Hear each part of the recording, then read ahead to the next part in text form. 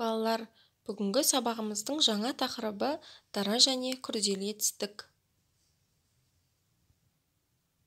Оқу мақсаты күнделікті өмірде кездесетін жағдаяттарға байланысты сөйлеу мәдениетін сақтап, диалогке қатысу. Мұғалімнің көмегімен мәтіннің тақырыбы мен негізгі ойды анықтау. Бас әріп пен кіші әріптің биіктігі мен мөлшерін сақтап, оларды байланыстырып көлбеу және таза жазу. Балалар, етістік құрамына қарай екіге бөлінеді. Дара етістік бір сөзден тұрады. Мысалы, жазды, көрді, ұшады. Ал күрделі етістік дегеніміз 2 не 3 сөзден тұрады. Жазып отыр, көріп жүр, ұшып бара жатыр. Тағы да басқа етістіктерді жатқызуымызға болады.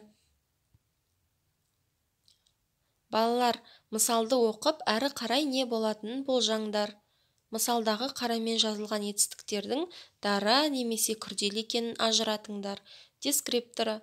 Мысалды оқып, әрі қарай не болатынын болжайды. Мысалдағы қарамен жазылған етістіктердің дара немесе күрделі екенін ажыратады. Балалар, дәптерімізге өлеңді қатесіз көшіріп жазыңдар. Өзі мықты не деген, жүгі қандай зор еді, тіп-титімдей денемен тау көтеріп келеді. Етістіктерді тауып, астын сызыңдар. Дара немесе күрделі екенін ажыратыңдар. Дескрипторы. Өлеңді мәнерлеп оқиды. Өлеңді қатесіз көшіріп жазады. Етістіктерді тауып, дара немесе күрделі екенін ажыратады.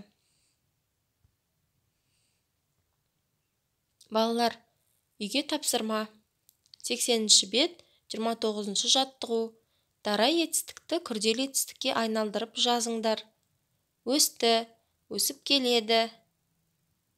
Сол сияқты қалған етістіктерімізді күрделі етістікке айналдырып жазыңдар.